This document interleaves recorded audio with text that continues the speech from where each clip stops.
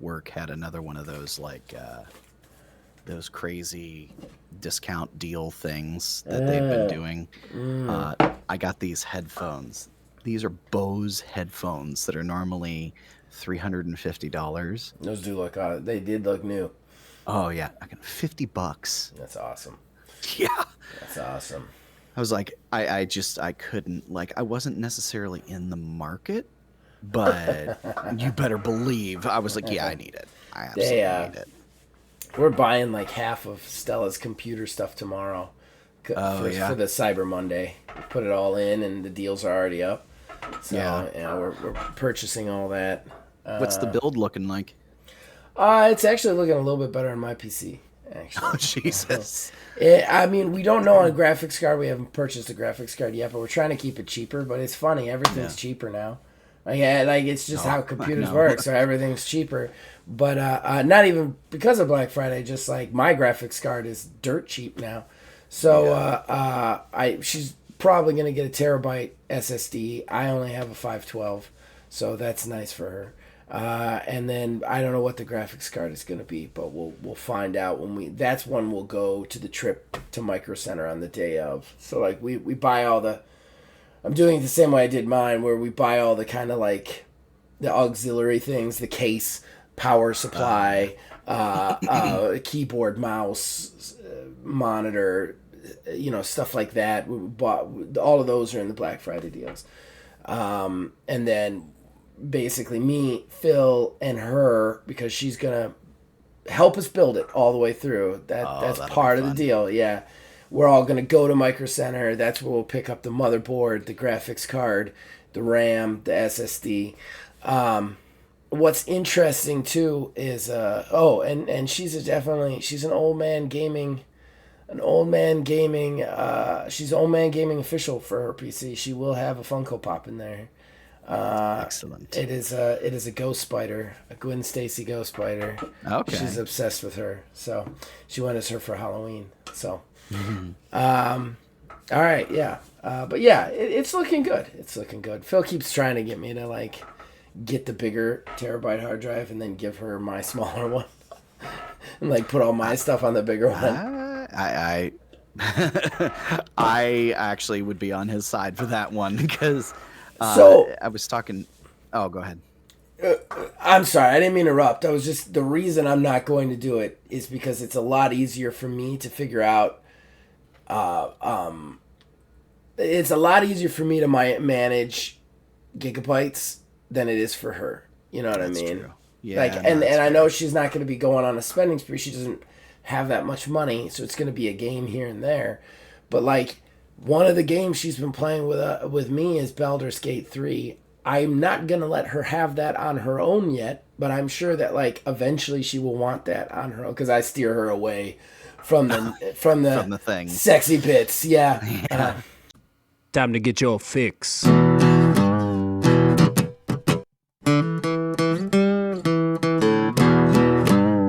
It's a horrible gaming podcast.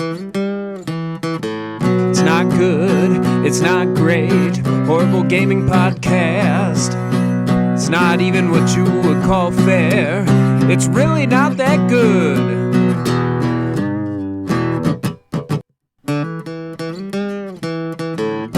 Horrible Gaming Podcast. Hello, ladies and gentlemen. My name is Zachariah with Old Man Gaming. I am not alone. Usually, I'm never alone. I'm ahead of myself.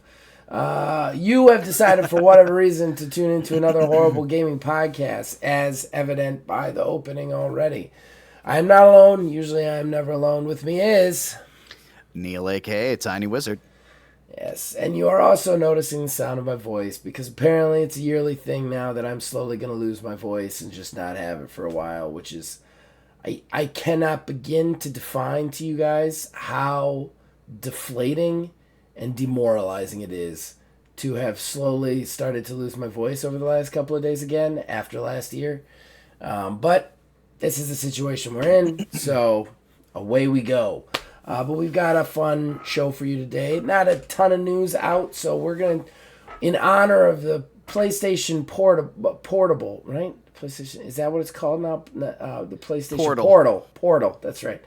In honor of the PlayStation Portal, the shitty one, we're talking about the worst accessories that gaming has ever seen or had, which is going to be a lot of fun because I have some of my own that I'd love to rant about, but I also looked up a list and found some real turds just to talk about. So yeah, but before that, we'll get into fan interaction, and before that, right now, we got to thank the people who make this possible. Behind our ugly mugs is a custom picture that was provided by Mr. Mark Bell. We thank him for that. And of course, the theme song for this show and all shows here at Old Man Gaming are provided by the man who makes the music, my brother, Nick Van Sliders. We thank him for that. We'll be right back with fan interaction. Horrible Gaming Podcast. All right, ladies and gentlemen, that brings us to our first segment, our most important segment. That's fan interaction. That's where we, the co-hosts, we talk to you guys, the fans, in all your places, any place we see it. So let's get into it. It's all Jason.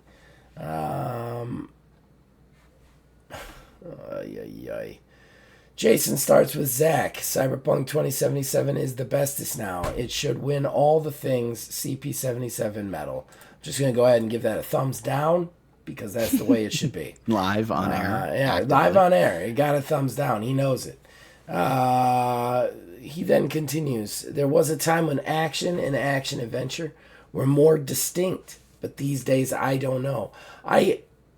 My problem is that there's definitely a day, I think, where you could make the argument that they were more distinct genres, but the Game Awards themselves only ever recognized action to start with. Then they added the second one well after the point where you couldn't really tell anymore between the two. So, like, I think this is bloat. This is like the Game Awards keep adding awards, and they keep throwing the awards out and making it more and more about the trailers. We've talked about this every year it comes around. We talk about this. Just to cover it again real quick, I think the biggest problem with the Game Awards is they don't put enough weight on the awards themselves. The awards are throwaway nothings, while the previews are everything, which is very annoying. I like the previews, but for gaming to be taken seriously as an art form, the awards need to mean something. They just keep adding these awards and then not doing anything about them, while they just show you trailer after trailer after trailer, that's the problem. Like, we're not getting any street cred by you turning what should be the most important celebration of gaming every year into a fucking advertisement for 3 hours. It's actually kind of funny that we're talking about this because I meant to send this to you earlier. It was a GameSpot video about the Game Awards and the idea that maybe we should rethink what the Game Awards are as a whole, because it's like two fronts.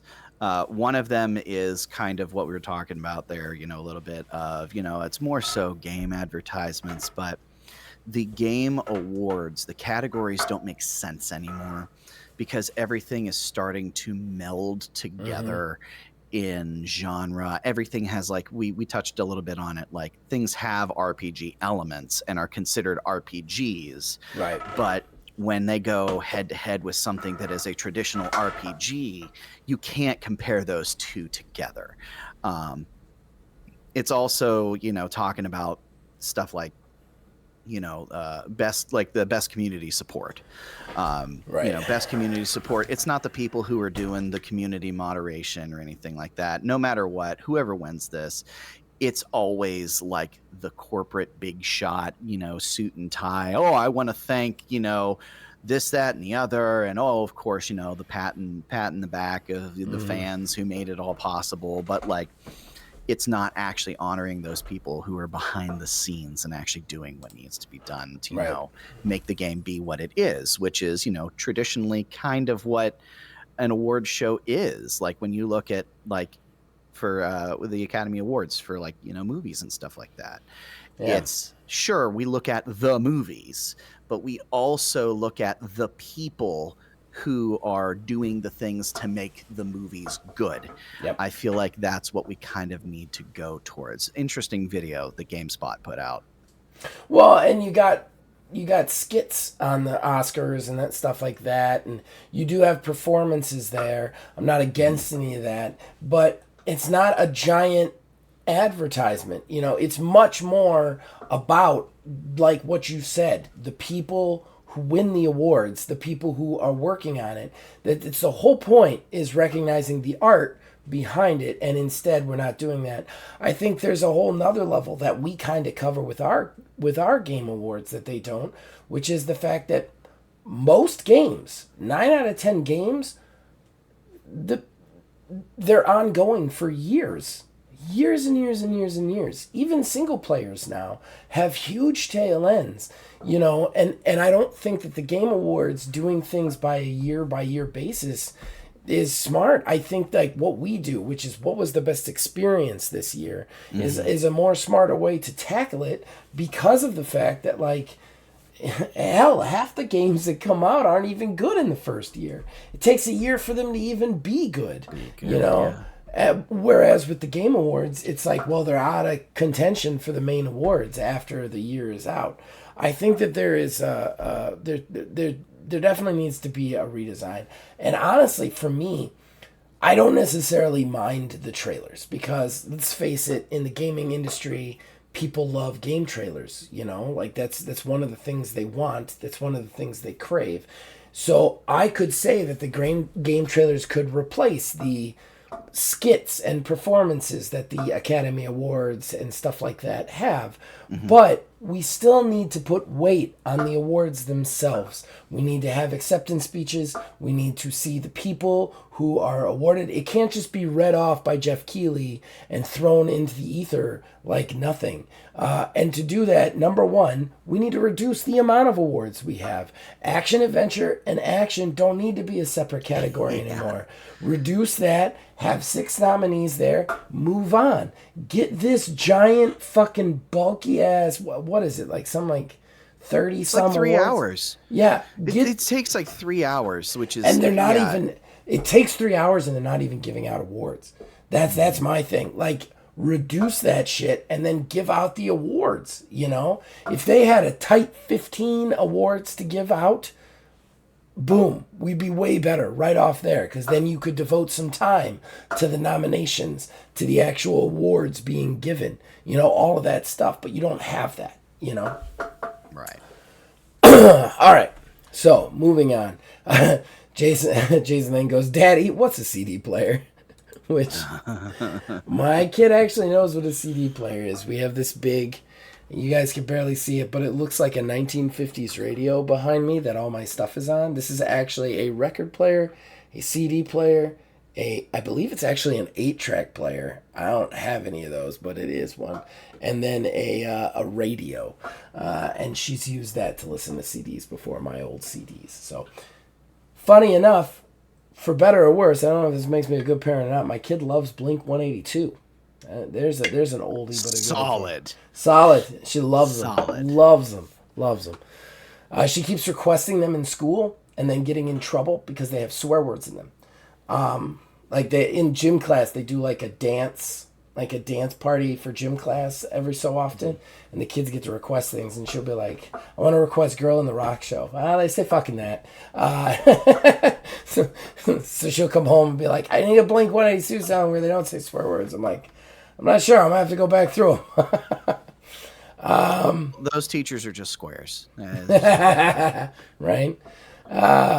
Jason then continues. And this one I actually did some research on. I Want to Be the Guy is an infamous platformer that was expectedly, I can't say that word, I'm sorry, made to be super insanely cheaply hard. They actually do have a maker version of this too. It's very much like it's like a 2D platformer. I actually did some research on this one, Jason. I looked up I Want to Be the Guy, and I found I Want to Be the Guy maker. And yeah, that is not for me. It is not for me at all. It is definitely torture Torture gaming to its highest level. That's some Super Meat Boy stuff right there. Continuing, Jason then goes, I wonder what new rule I can inspire now. I don't know, Jason. I don't know. I like that you take Sounds like that he's as a taking badge it of as a honor. challenge. Yeah, badge of honor. William Owen then chimes in. Hi! Exclamation point. Neil, what's your favorite bourbon? We'll full stop there and let you answer.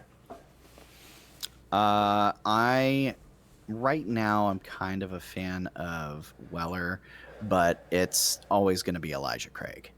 Elijah Craig and Weller. Yeah. Says Neil. What do you think about Elijah Craig and Weller, William? I love being the middleman on this. He continues. Finished River City Girls 1 on mobile. Was amazing. Now playing the second one on PS4. I really like it. Kyoko's my main for now. I think I'm halfway through my first playthrough. Beat the spooky wood boss. Oh, wow. Yeah, you're definitely halfway through. I agree with you on the Resident Evil 4 remake. It was great, but I would have totally replaced it by Remnant 2. Or if they really wanted to put a remake, I think Dead Space was a better remake. Yeah. Talking about categories, remember when they put Sifu in the fighting game category? Yeah, I do. Yeah. I do. And not in Game of the Year. Yeah. Thanks for the show. Hashtag focusing on the show for 10 seconds.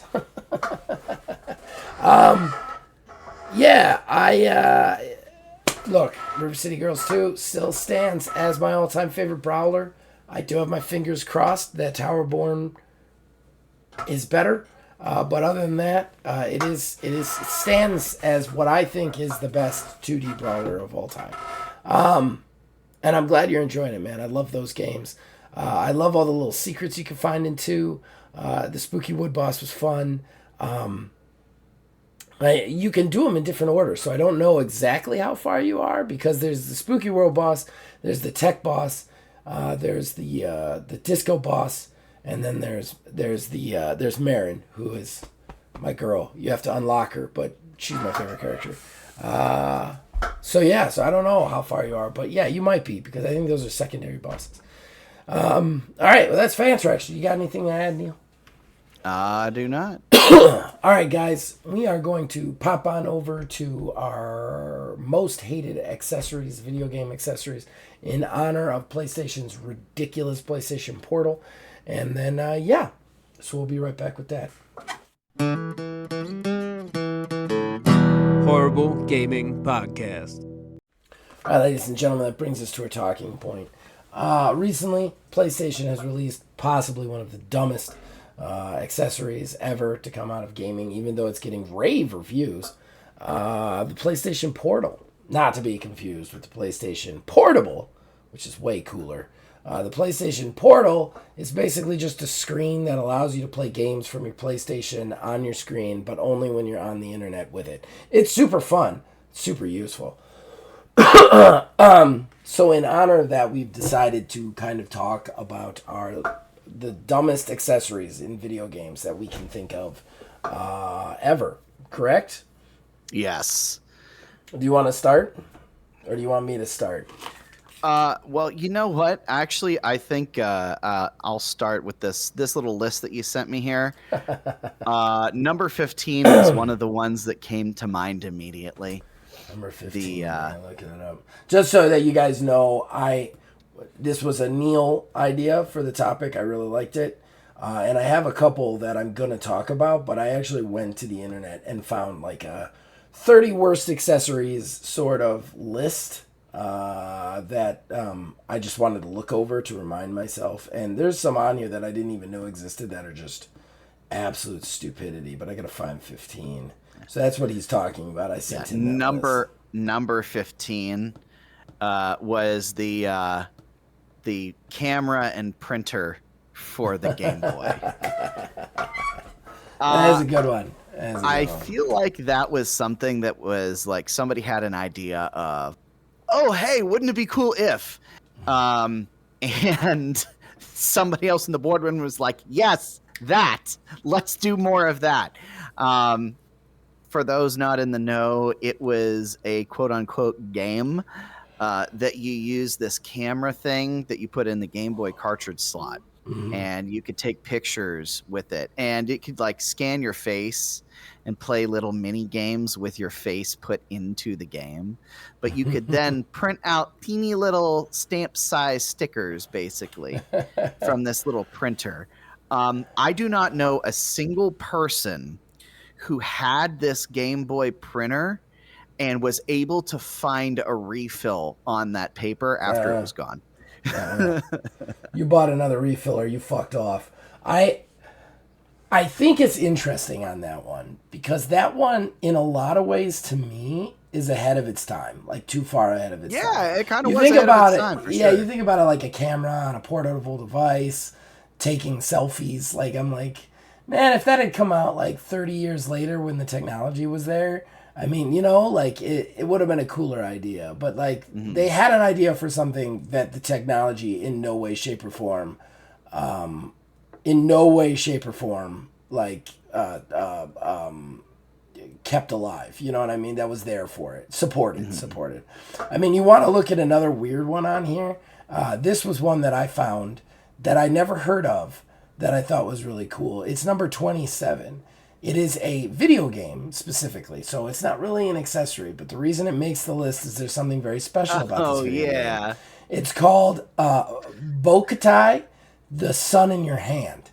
The game itself was like a action-adventure role-playing game for the Game Boy Advance. However, the cartridge was solar-powered, so you would have to take the cartridge itself outside while it was plugged into the game, so that any of your in-game stuff, like your sword and your gun, charged via solar power outside. I think that that's a cool ass idea. I think it's a cool idea, but think Super about cool this. idea. Think about, because it's Game Boy Advance, so think about the 10-year-old, like, I gotta leave this outside today, and then it rains. You know what I mean? I was about to say, yeah. There's so much that can happen bad with that I just thought that was funny. Yeah, go ahead. You know, another one actually happens to be number 2 on this list that immediately came to mind. Number 2, I don't remember. Number 2, the Guitar Hero grip for the Nintendo DS. Oh, yeah, I wasn't gonna put that. I wasn't even gonna talk about that one. So, yeah. Guitar Hero World Tour for the Nintendo DS was a portable version of Guitar Hero, and I remember seeing this on a shelf and immediately buying it for my DS. I had this. This is one of the absolute worst things you can do for your wrists and arms ever.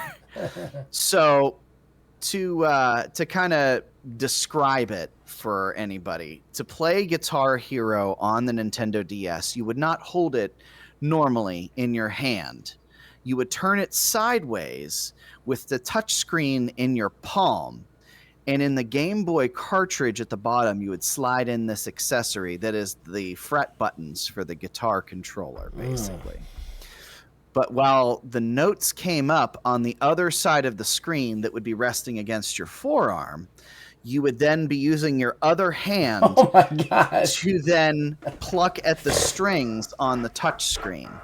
You would be doing this like curled in thing the whole time. The pain shot from your fingers to your wrist, up your elbow and shoulders. I remember just playing this game in pain the whole time. And I wanted to justify the purchase, basically, because this is back when these games cost like $30, $40 normally. This one was $50 because of this bundled in accessory that you needed to play the game. Wow, that's terrible. I never heard about that. That's terrible. That's some stupid ass shit. Well, I want to shout out my big one then, which I don't need the list for, that I think is one of the stupidest accessories of all time, and that's Nintendo Labo and all that cardboard crap ass bullshit that came and went, where they were like selling cardboard fishing rods to kids for like fucking $50.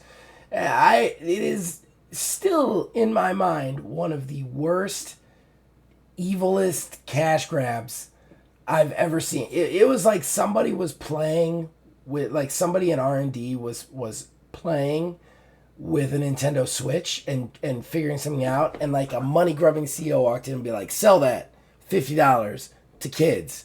You know, I hate it. I hated that thing. You would get these, like, you get a box and it would just be cardboard pieces, and you fold the cardboard pieces into certain shapes, and then those cardboard pieces would interact with your Switch to do stuff. Like there's a fishing rod, so it would be a fishing game.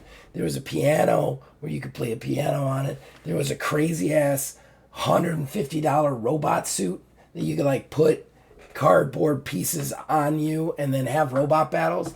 Fucking stupid. I hate that. I mean, not only that, it's flimsy as shit. You know those things broke down like 2 weeks after they got them, you know? And they cost like tons of dollars, man. I hate Nintendo Labo. Oh yeah, absolutely. Another one that was kind of dumb and stupid, which is on this list, number 23, the Sega Activator. Oh, fuck you. That was going to be one of mine. Oh, so this one was one that I kind of knew about. I never had this for my Sega Genesis. I wanted it so bad. The idea was so cool. So you would basically build this little plastic ring on the ground, and you would stand in the middle of it.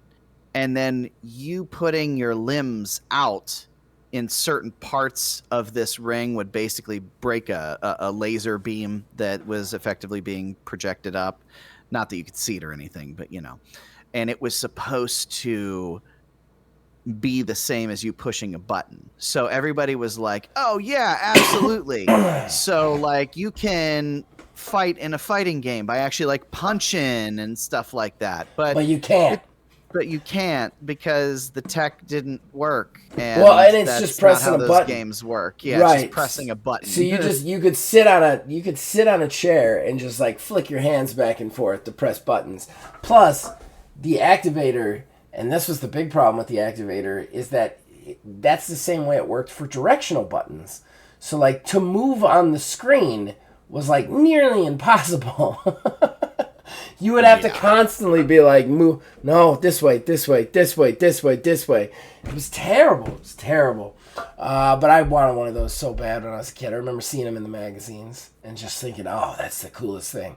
And now I look back on stupid me and be like, oh, thank God I never purchased one of those. Never got it. You know, yeah, never purchased one of those. I'm going to point out one on this list that I've never seen or heard of until I looked at this list, which I urge everybody to go look up. I got to find it. Oh, that's one we should talk about. Man, I got to find it. Talk about another one of yours while I find it. Well, keeping with the theme of stupid things that Sony's put out, the DualShock 4 back button, not on this list, but very much deserves to be there. Yeah. So this is a weird accessory that you would plug into the jack on the bottom of the PlayStation controller. And whenever it is plugged in, it's got like two little paddles. You could map buttons to those paddles. So it was trying to compete with the idea of programming buttons from the Elite controller, but it was just a dumb accessory that really there's not a whole heck of a lot of use for it. Right. That's not the main reason that people buy Elite controllers. It's the tactile feel, the customization, everything like that. Not, hey, instead of pushing X on the front of the controller, I can push X with a button on the back. Nobody bought this. Nobody used this. Mm-mm. These were not great things. No. So I found it. It's number 3 on the list. I've never seen it before this list when I was looking it up. And I can't begin to describe it to you guys. I'm not going to be able to edit it into the show because I'm sick and I don't have the patience. So I just urge anybody listening to go into Google and Google the Microsoft Sidewinder Dual Strike controller for PC. And you will immediately see what I'm talking about. It is the weirdest, stupidest looking controller I've ever seen in my entire life. It's like an H, but a lopsided H, and the buttons are like next to the first analog stick. It's crazy cakes. I don't even know how you'd use this thing. It is. It's what if Bop It but controller. Yeah. What if Bop It but controller? That's exactly what it looks like. It's crazy to me. And that one that I saw on the list, and I just immediately I looked at it. I was like, what? What? Who thought this was a good idea? Who in the world thought this was a good idea? I mean, we should probably talk about the Power Glove. Probably the worst, the most infamous, at some point. The most infamous. We should worst accessory in the history of gaming. Probably. What's the name of the movie? They made a movie that heavily focused on the Power Glove. The Wizard. The Wizard, yeah. Because the bad guy used the Power Glove like it was special. He was like every time they met him, he was like, "I'm gonna win because I got a Power Glove." And I'm like, dude, it's a fucking controller on a glove, and it's not. First of all, like, it didn't really like supposedly like movements of your hand would move the controller. Mm-hmm. The thing weighed like 50 pounds though. Like, it was so heavy. It was impossible to keep that thing up for any period of time. And then from what I understand, it wasn't very reliable on the movements and whatnot. No. I will tell you what, this is one of the dumb things that if I found one out and about, I would purchase it just for collecting. Yeah, I won't argue that. That would just be cool to own. That would just be cool to own. Do you got another one? Because I got another one. I do have another one. We're going it's through not them on this fast, list. but Yeah, we're going through. That's fine. Short shows are okay. It's fine. They get my the voice same amount of needs a love. short show, honestly. So another one that's not on this, I think we have talked about before. It is the PlayStation TV, the PlayStation 3D TV. So they made a TV that was like 26 inches that was aimed towards gamers, but it was like marketed more towards those who wanted to do split screen with somebody but not have to deal with the split screen part of it. I remember. This is the anti-screen cheat TV. Yeah, so you had to wear a pair of glasses that didn't make things 3D. It just made it so that you could see the screen and what you were doing. Right. It was a good idea, but buying an entire TV for that was just a TV and pretty expensive for a TV that was just basically for multiplayer gaming, and that was about it. Not necessarily the greatest move. Now, I gotta be honest, screen cheating.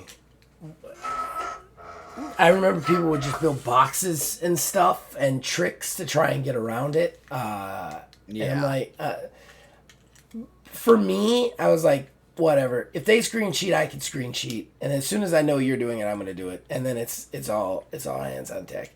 And personally, the best games that I had were LAN parties anyway, where you weren't playing on a same TV with another team. You know what I mean? Everybody had their own TV. So like, but yeah, man, that I kind of see the need for that, but I feel like it's too expensive to like, you know what I mean? Like it's a good idea. If they could make that a cheaper thing, then like it would be way better, Yeah, if it was a TV that you could somehow do it to where if it was you like sat at a certain angle or something like that, you could see like just your stuff cool. But the fact that it wasn't just the fact that you had to have the TV, you had to have two sets of 3D glasses too. What's even crazier is like I don't think of PlayStation as a split screen versus system. You know what I mean? Like when I think of like split screen versus, I think of Halo, I think of old school Xbox. I don't really think of or I think of 64 and like GoldenEye and stuff. I don't really think of PlayStation or PlayStation 2 as the split screen, shooter sort of thing. Maybe it's just me. PS1 and PS2 had some. Yeah, I'm not stuff. saying they didn't have them. I just. But yeah, it was definitely like once you got to the PS3, PS4, and on, it's definitely been one of those things to where that's when and I started losing that. I'm not saying that PlayStation didn't have them. I'm just saying that like the marketing for PlayStation, for me, never screamed it. Whereas you had Xbox where that was the only thing they had. Like all of their marketing was Halo. All of their marketing was like that. So it would make more sense to me for like Microsoft to come up with something like that, because just for marketing purposes, you know what I mean? In my mind, I would never see Sony going, we've got to figure out a way to fix screen cheating, so that people can't screen cheat on our JRPGs, like it just never, it just doesn't go hand in hand with me. I'm not saying they didn't have it. I know they did. It's just, they weren't known for it. The next one I got to shout out, and this one I actually knew a dude who had this, and it made me giggle every time because he was so excited to get this. So Xbox was very experimental with a lot of things. I think we can say that, right? It almost cost them the entirety of everything in the beginning. Halo obviously saved that console, but they had a couple of other like hits that were very experimental. Fable was another one that was trying new things, not always pulling them off. One of the things was Steel Battalion. I don't know if you know what Steel Battalion is. I remember hearing about it. So Steel Battalion is a mecha game. And for all intents and purposes, it is a B- mecha game, maybe a C+. It is very mech warrior-ish, right? It's not like anime style. It's like Battletech sort of mechs. But to play it, you had to purchase a controller that came with it.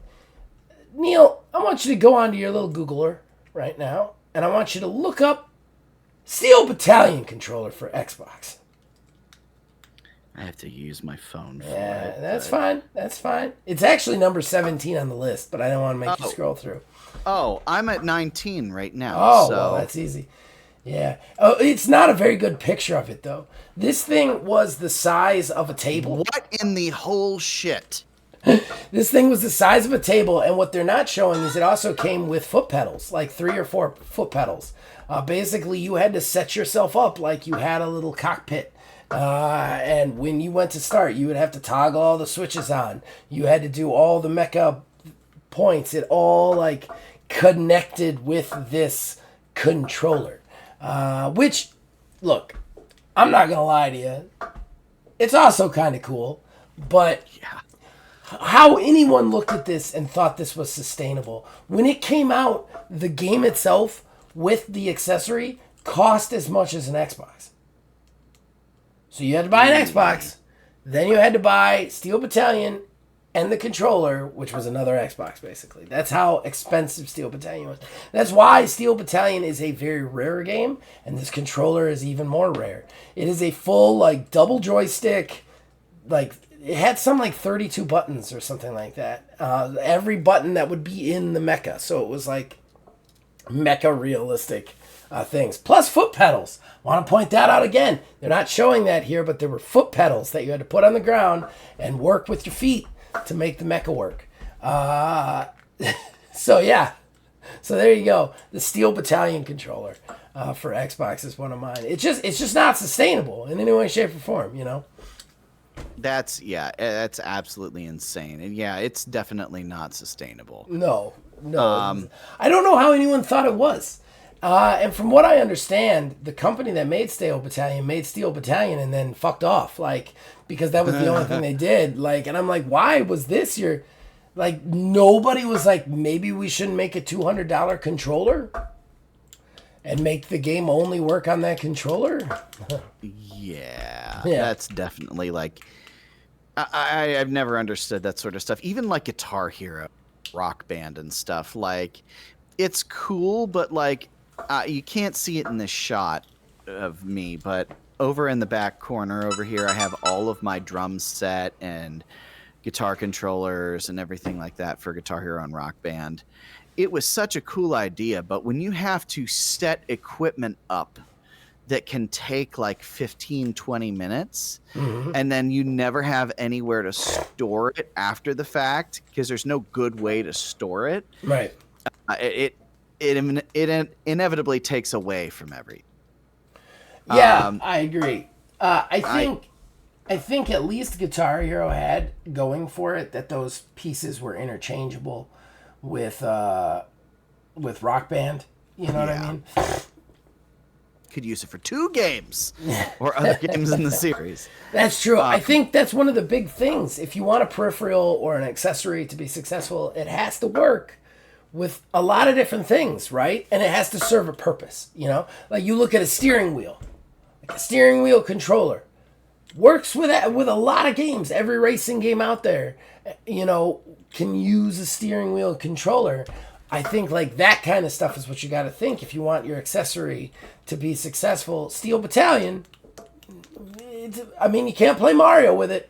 So like, that's that. Same with the Guitar Hero stuff. You know, now that it's gone, you know, I was always waiting for them to make games out of those peripherals. You know, for somebody to be like, we're going to make like Rock Gods and it's a story narrative and you play the guitar to fight. You know what I mean? That'd be so cool, you know? Yeah, absolutely. And they never did. I was no, waiting for somebody to use those peripherals other than Guitar Hero or Rock Band. I mean, they were out there and they were prevalent. I don't know why they didn't. It's almost like that Link's crossbow training for the Wii. Yeah. Yeah. It was made for that one single solitary thing and literally nothing else forever and ever. Yeah. Yeah.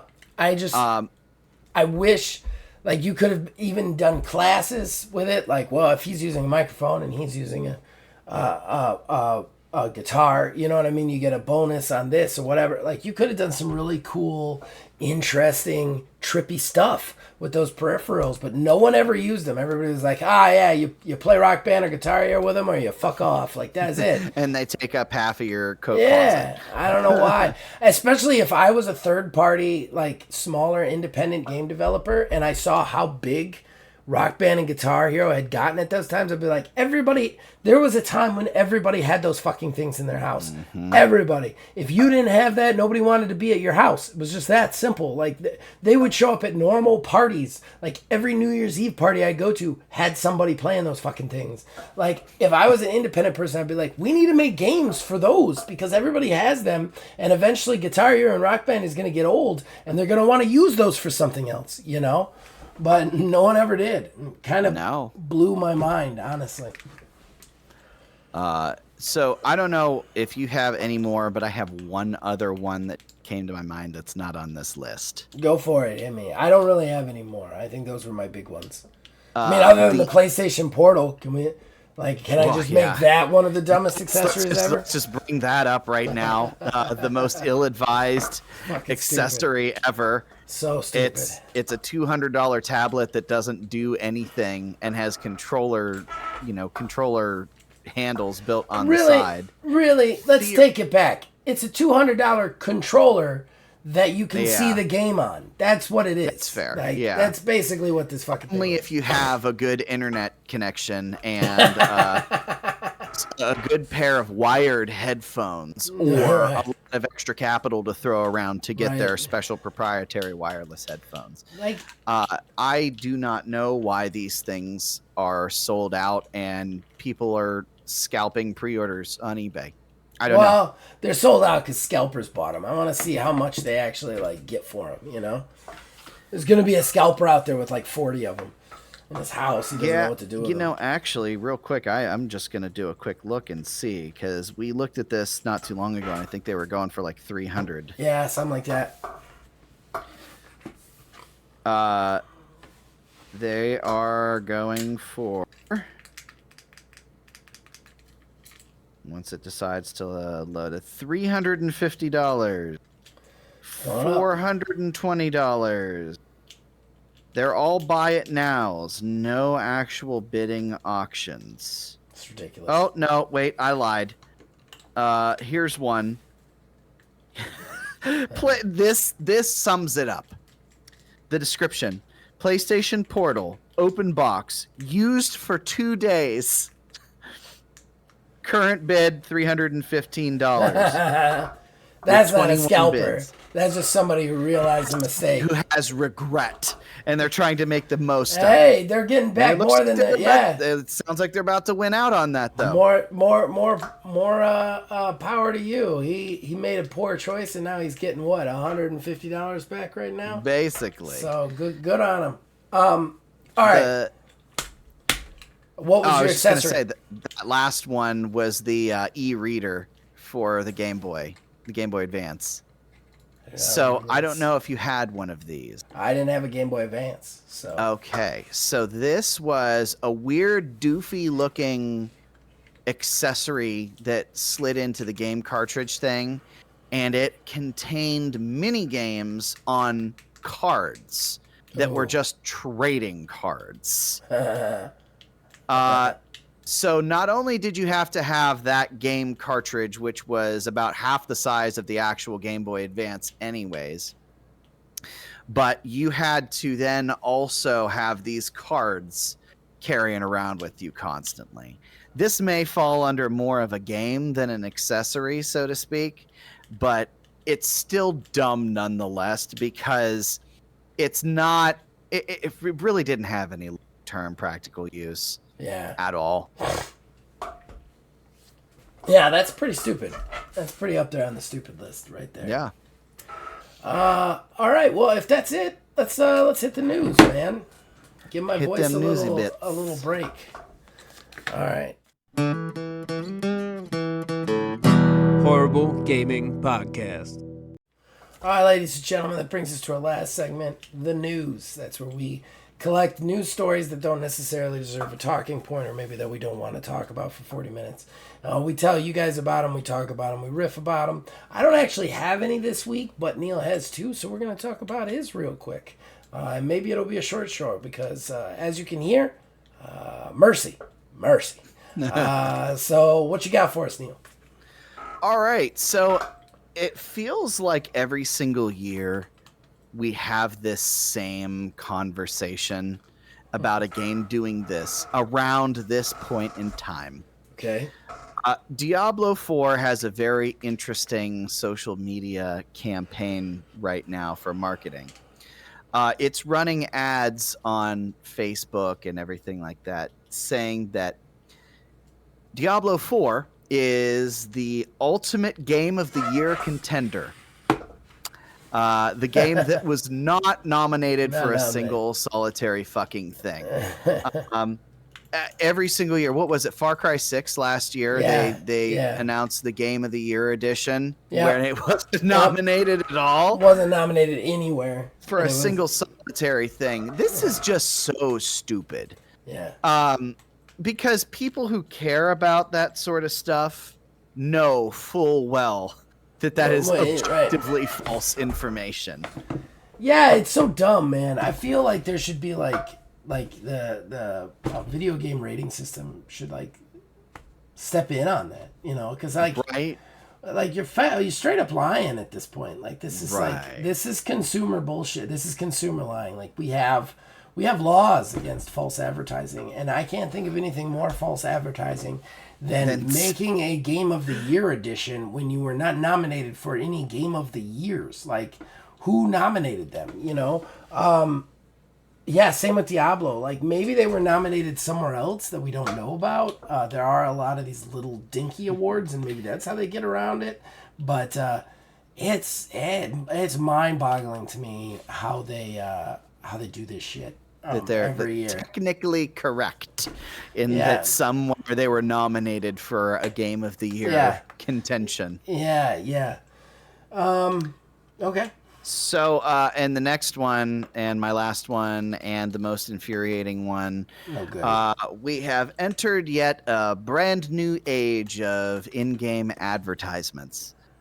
So, Ubisoft is catching some shit because in their games, if you hit the pause button or the button to pull up the menu, it's been showing an advertisement before you get to the menu or the map or anything that you're trying to go to for the Assassin's Creed Mirage being on sale for Black Friday.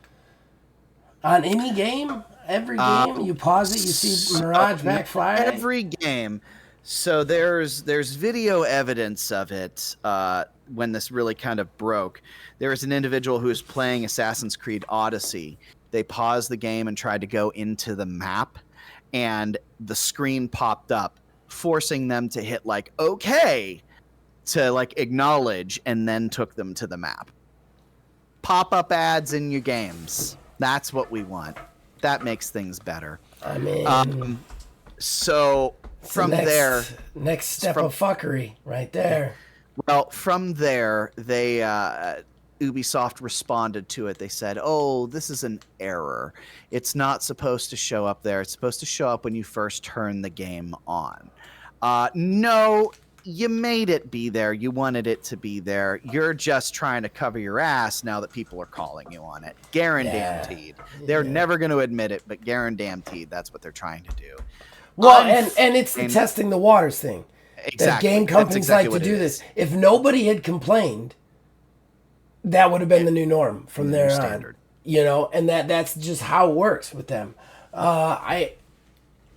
It's frustrating. It's very frustrating, especially as we move closer and closer to the streaming singularity when it comes to video games. You know, yeah. You got Games Pass. There's not really any like healthy alternatives to Game Pass, but there will be. We will see that in the next 10 years. And as we start to see stuff like that, we're going to start to see other companies innovate by saying, hey, we're only going to put it on this streaming service. And then we're going to make all our money on pop-up ads. I think there is a really interesting discussion in there, though, about what is worse, pop-up ads or battle passes or locked.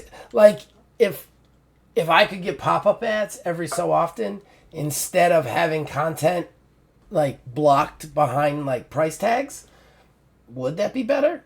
I don't know. Like, don't get me wrong, it's all shit. But like, still, like, it's an interesting thought process to where like, oh, they're making money this way. Could they maybe not make money that way? I mean, it's game companies, so they're going to do it in all the ways. But you know what I mean. It's interesting because I'd take a pop-up ad over a loot box situation. You know. Yeah, especially in my free-to-play games. You know, right. I don't know. I feel like I would be I can deal with whenever you first turn a game on and they give you that splash screen of, oh, you head on over here and buy this thing. Like, fine, cool. You have to advertise, you know, you need to make money. I get it. Like, it is what it is in that case. And then I can kind of deal with the, oh, well, you know, we need to put like ads for real life things on billboards or in the game, or like have sponsored events where like, you know, you fight in the Doritos arena or something like that. That's when I'm starting like, okay, this is getting a little shitty. And now it's just like you're actively playing the game and you're being advertised to. The next step is going to be a 30-second commercial that pops up in the middle of you know, trying to upgrade your character, and it'll say like, oh, while you're finished completing your character upgrade, look at this important message from whatever company, and they're trying to sell you like supplements or something like that. You know, I agree with you. I think that like if you could say to me in my free, because I play a lot of the online fighting games that are free to play, like For Honor, which is I think free to play now, but like wasn't before, but like For Honor and Naraka, Blade Point, stuff like that. And they usually have characters locked behind a grind, which is fine. I don't mind that. But if you said to me, hey, we'll make all these characters unlocked for you. You can play any character you want in the game. You don't have to grind them out. But after every match that you have, you're going to have to watch a 2-minute ad. I'd be like, okay, but here's the problem. That's not the way gaming companies do things. It's just like you said. It's not going to be as simple as that. It's going to be, now you're getting pop-ups over here, and now you're getting ads over here, and then they're whining that they're not making enough money, even though they make more money than any other industry on the planet. Like, it's ridiculous. It's almost like, did you watch Ready Player One? No, I did not. So there's a point where the main bad guy, you know the premise behind the movie? Yeah. Okay. So there's a point where the main bad guy is like telling a corporate board what his plan is whenever he takes over the Oasis. And he's like, "Oh, this is how everything looks right now, you know, the battlefield and everything." And he's like, "This is what we're looking at." And then he shows this display of like the microtransactions all over the place and like ad pop-ups and everything. And he said something along the lines of, our studies have shown that that people can sustain about 5 minutes of this before neural overload. So we're trying to work on that right now. It's like, it's literally what like it's getting to almost. Yeah, I agree with that. I completely agree with that. I mean, even the good games like Baldur's Gate 3. Every time I launch it on my computer, I have a pop-up. It pops up first before you can hit play because it gets launched through the Larian launcher. And there's like 6 things on the side that are like, buy this, buy this, buy this, buy this, buy this, you know. And then I have to hit play again. Larian has its own launcher? Yeah, oh yeah. Ugh. Yeah, oh yeah. Same with not everything needs its own launcher. No, there's a lot of things that have their own launcher, and those are always, I find, like, do we need our own launcher here, or is this just ads? Like, I get it on games that have mod support, like Age of Wonders 4 has a launcher, and then it has like really good mod support. So like it like right at the bottom before you launch the game, you can select the mods you want to launch with it. You know what I mean? So I get the launcher there. And I'm sure that eventually Larian, because Larian's working on mod support, they're going to have that eventually. That'll make more sense. But every launcher is like that. When you pop up the launcher and then it's just like, look at all this stuff. It's 40% off. Buy this stuff. You like this? You'll like this stuff. You know, and it's just like, I got to like scroll through it to hit the play. But yeah, that's obnoxious. Gaming is an interesting beast. Gaming is obnoxious. I really hope, like, it just keeps getting worse. I'm wondering where rock bottom is going to be for the gaming industry. Honestly, I'm almost rooting for the crash. We need a reset. So am I. Because it's not going to kill our games. Because all our games are fucking indie people, man. Like, not even just that, dude, at this point, I have such a massive backlog. Bro, I'm good for a couple years. Yeah, right. Crash that shit, I'll be good. Right. Y'all get your poop in a group. I'll be over here playing, whatever I got going on. Yeah. I mean, it'll make content for the show pretty rough. But yeah. All right. That's it for the news. We're going to go to plugs, and I'm going to stop talking. Horrible Gaming Podcast. Ladies and gentlemen, boys and girls, it brings us to the end of the show and the shameless self-promotion that comes with it. Neil, what would you like to plug? Well, we are in the final episodes of Redfall Down, thanks sweet Christ. I haven't had to play it in 2 weeks, and nor will I have to. Yay. Because we have finished, even though for some reason I still have not uninstalled it from my computer. Oh, what are you doing? I installed it before we were off the call. that we record on that night. It was gone. Yeah, Redfall Down's final episode will air the Saturday before Christmas. Merry Christmas. And I'm still so glad that joke worked out. I very much enjoyed the series, even if I didn't enjoy all of my time there. I think my biggest problems with Redfall were the fact it has some content that shouldn't be made fun of, and then it just everything else around it is tongue in cheek, and it drove me absolutely mad. There's one episode already up where I ranted, and I think in the last episode I went on a fucking rant about it because it just drove me fucking nuts that it would be like some like child kidnapping fucking grooming bullshit, and then my character's just like making silly blood-sucking jokes, and I'm like, what the fuck is happening in this game? You can't even get the tone right. It's not bad enough that I gotta play this game through bug after bug after bug, but you didn't even write it good. It sucks. It sucks to consume, period. On every level, that game is terrible. Yeah. But we beat it and got all the rare achievements that came with it. That we did. So yeah, look out for that. I got a couple extra things to plug. New series. Myself and Phil Billy play Baldur's Gate 3 and try and roleplay in character, and it is interesting to say the least. If you're listening to this or watching this, it will have come out this Monday, so you can go back and watch the first episode. It will have premiered. And then, of course, check out everything we have to offer. We're doing TTRPG live streams. We're doing plenty of Let's Plays. OMGM is barreling along.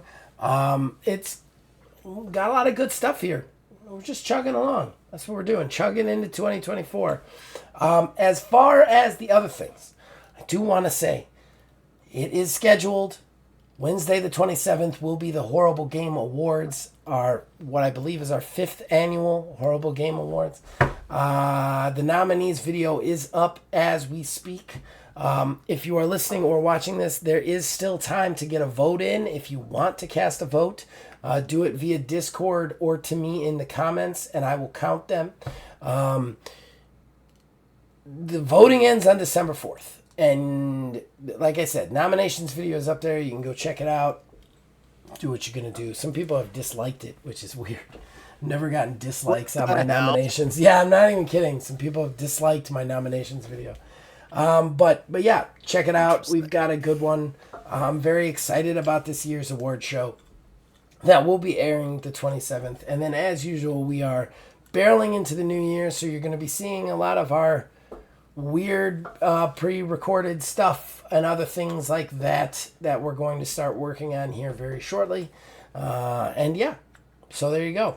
Holiday season gets busy here at Old Man Gaming. That it does. So you guys can also reach us on Facebook at Old Man Gaming DH, on Twitter at Old Man Gaming 9. You can join our Discord, links in the description below, influence us and all of our shows from there. So as you keep watching and listening, we'll keep making them. We'll see you guys next week. That's another thing we need to talk about. But I got Karlach's second love scene. It's real interesting if you're a dude. That's all I'm saying. That's all. No, I'm gonna say more. I think she fucks her butt with her hand. Pretty sure. And What? I'm not even kidding. It gets real weird. Like, I don't know why or if I made a choice wrong, but like you there's I don't want to spoil anything. I mean, you're not dating Karlach, it's Kayla, but if for some reason this makes it in the show, Kayla, spoilers for the second Karlach love scene. But you go on like a date with her, and then she goes, yeah, let's do it again. And then you go up to a hotel room, and this is way in Act 3. And then you start kissing and everything's normal. And then you're butt naked, which is crazy. You see some full frontal stuff, which I was not expecting.